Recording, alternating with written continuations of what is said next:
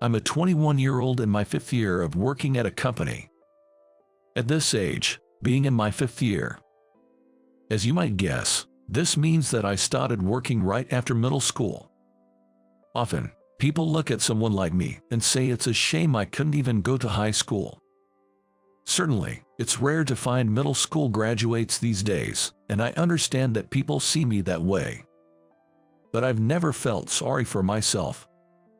After all, as the eldest son with a sickly mother and 2 younger brothers, we've always been poor, so I never expected to go to high school from the start. But I thought that was just how things were, and even though we were poor, we were a close-knit family, and I found happiness in that. So, deciding to work after graduating middle school wasn't something anyone told me to do. It was a path I chose for myself, as a matter of course. But my mom, looking sorry, used to say, "Jacob, you don't have to worry about me. You can go to high school. I'll find a way to afford the tuition." But I always said this. "What are you talking about? I just want to start working early. Besides, not everyone has to follow the same path in life, and it's not a time when education is everything. It's fine not to go to high school. I want to try my best on the path I've chosen for myself. It's just that my crossroads came earlier than others." Now, looking back, I think it was quite mature for a 9th grader to say such things. But it wasn't just lip service to comfort my mother. I believe it was the result of my best thinking about how to stay positive and live well with my family, choosing a somewhat unique life path of working after middle school. I can make life brighter by staying positive, no matter the situation. Holding on to that hope, I started working at 15. But my life as a working adult turned out to be different than I expected. I got a job at an advertising agency. When people hear working after middle school, they might imagine physically demanding jobs, but honestly, I wasn't very confident in my physical strength or stamina, so I was desperately looking for a desk job and went to many interviews. I was relieved that this company offered me office work as I hoped, but it turned out my job was apparently the lowest in the company. Officially called general affairs, my tasks were only menial, like making tea, copying, cleaning, and washing dishes, with no involvement in advertising work. But I was a middle school graduate with no part-time job experience. Even the youngest person was over 10 years older than me, clearly marking me as the absolute bottom of the hierarchy. So, of course, I had no complaints about these tasks. It was my first time earning money, and I was somewhat happy just with that. But I started to feel uneasy about my job about a month after I started working. It was around the time I received my first paycheck. I was so happy to see the word salary deposited into my bank account for the first time that I went to work feeling thrilled. Though my main tasks were still making tea and cleaning, I strongly felt that I was contributing to someone and that it was reflected in the form of money. "Jacob, you seem to be in a good mood." The one who said this was Emma, a female senior colleague. She's the mood maker of the company, always at the center of everyone's circle. "Yes, I'm happy because I received my first paycheck." When I shared my feelings with a silly, relaxed smile, Emma said, "That's great. Your hard work is noticed by everyone, so keep it up." "Yes, thank you very much." I had never been praised out loud like that, so I became even happier. Although I hadn't really bonded with my colleagues due to the age difference, that moment made me feel motivated to keep working hard to gain their recognition. "Then, could you quickly make copies of this? Also, could you go to the stationery store to buy these, and while you're at it, stop by the convenience store?" As I was taking notes on the tasks Emmy asked me to do, other employees also started making requests. "Yes, I am useful to everyone. I'm doing my job as a working adult," I thought, feeling over the moon. But, still young and naive, I was completely oblivious to my superior's true feelings. When 6 p.m. rolled around, as usual, I was told I could leave. Eager to buy a cake for my family, with my first paycheck, I accidentally left my phone on the desk and went back to the office after leaving. But the moment I opened the door, I felt I shouldn't have, because they were gossiping about me inside. Jacob, today was just too funny. I had to try so hard not to laugh. It was Emma who said that. I couldn't recall doing anything funny, so I was anxious and confused about what they meant.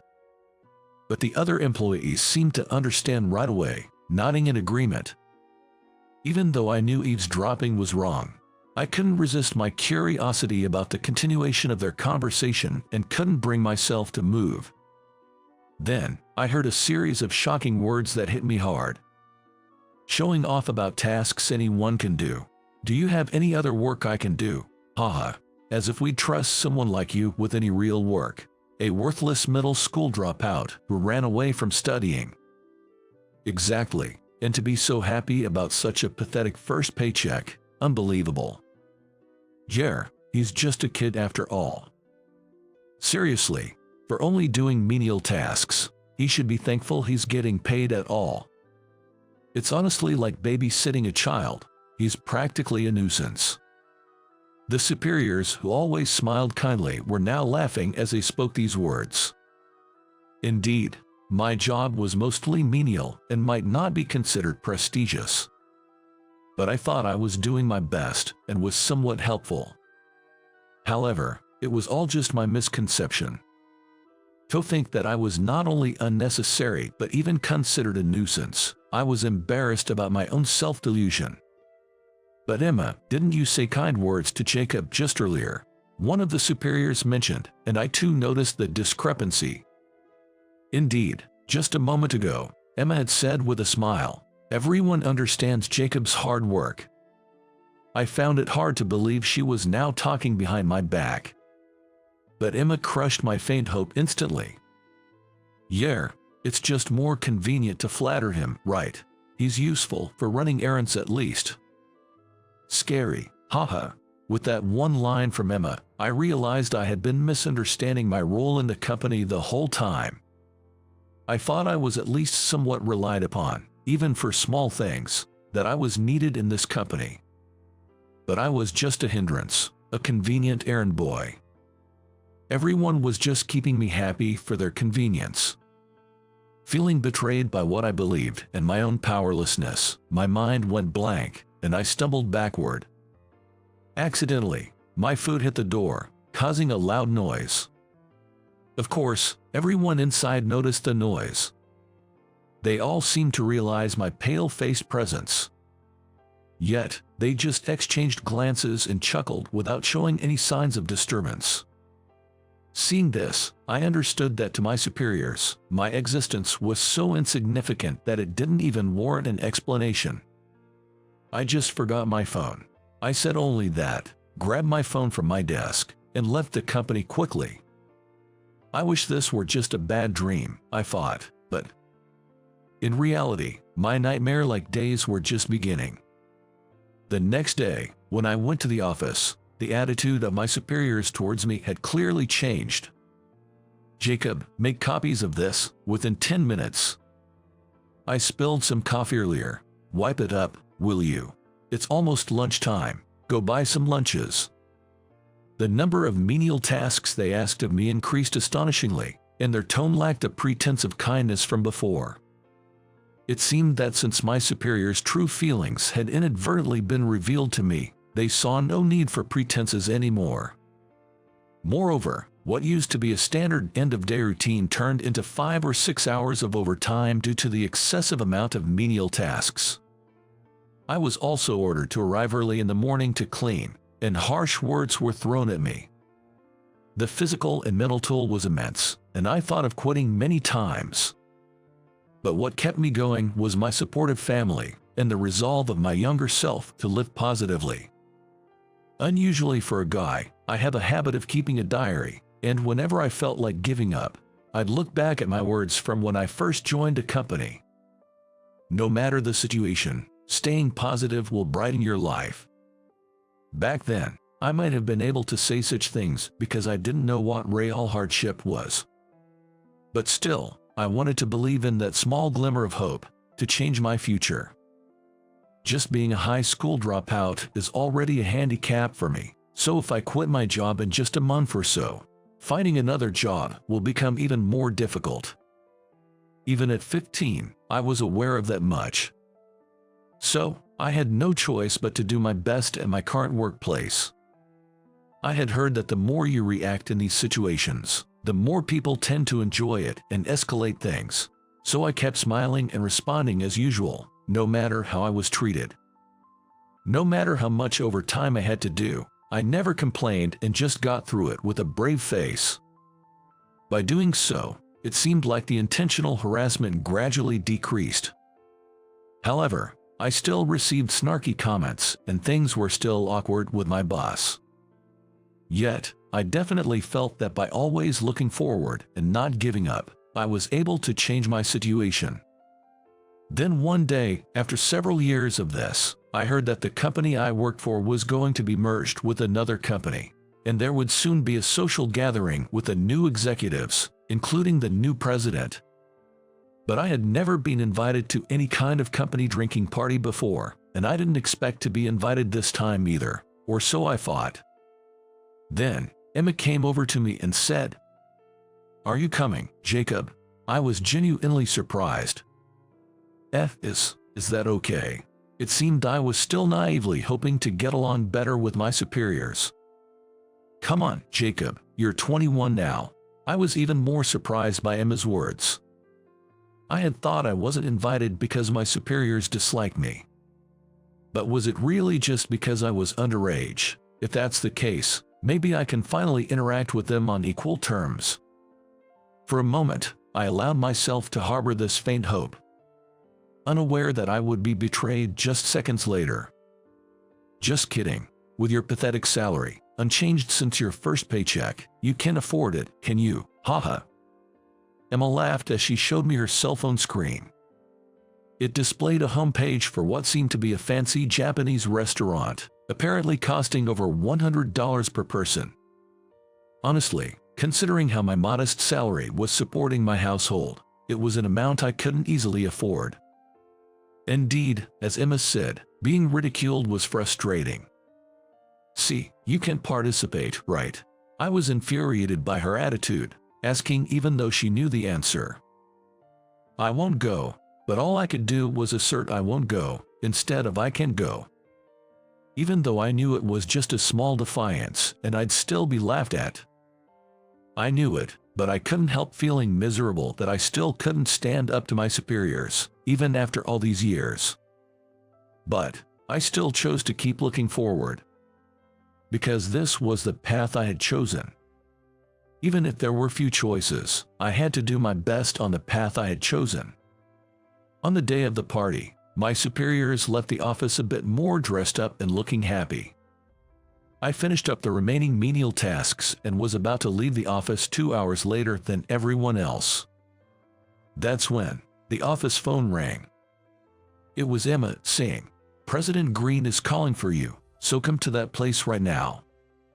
As she hung up, Emma muttered with a sigh, "Ugh, why someone like you?" But honestly, I felt the same way. I had heard rumors about the new president. A capable executive who started a company in his 20s and grew it significantly in just 2 years. Moreover, he was rumored to be handsome and stylish among the employees. I couldn't fathom why President Green would call for someone like me. Confused, I arrived at the designated upscale restaurant and was met by Emma, who warned me, "Don't get cocky just because you were pitied and invited." He just felt sorry for the poor employee who couldn't afford to come. Then she led me to President Green.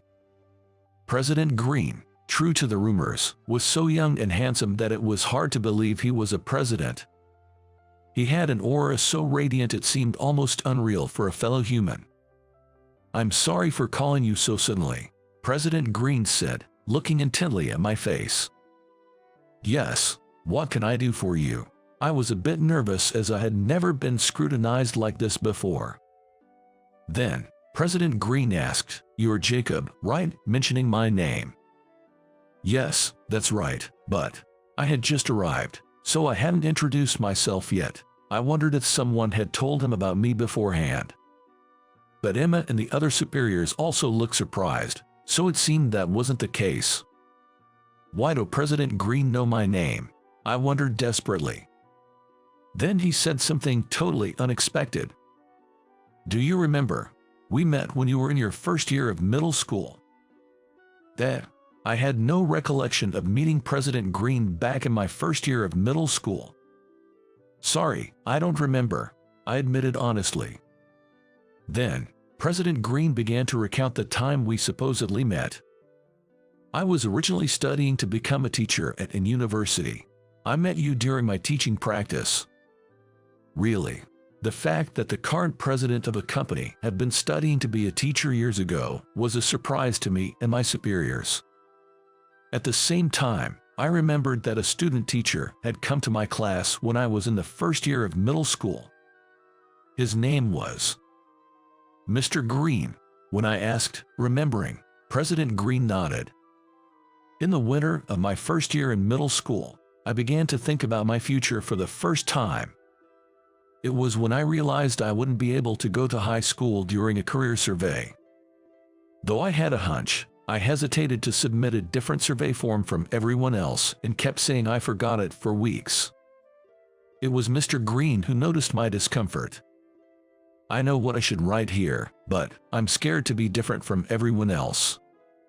Perhaps because he was neither a parent nor my regular teacher, I was able to express my true feelings. And Mr. Green said to me, I see, yeah, it's scary. You've been walking the same path as everyone else in elementary school. But life, even though it seems similar, everyone walks a different path, right? Look, everyone has different parents, strengths, weaknesses, and even their club activities are different. In fact, none of my classmates from middle school are the same now. No one walks the same path. So, there's no need to be scared. You're just facing your crossroads a bit earlier than others. It might not be as scary as you think. Those words resonated deeply with me at the time and removed all the anxiety I had about choosing to work after middle school. It's thanks to him that I've been able to live positively despite my tough circumstances. Thank you so much for that time. As I quickly expressed my gratitude, President Green said something unexpected. No, I should be the one thanking you. I was just following the path laid out for me, as both my parents were teachers. But seeing you, so young, confronting your life choices, made me question if I was really doing what I wanted. That realization led me to my true calling, and to where I am now. Your presence allowed me to find the path I should truly follow. Thank you, really.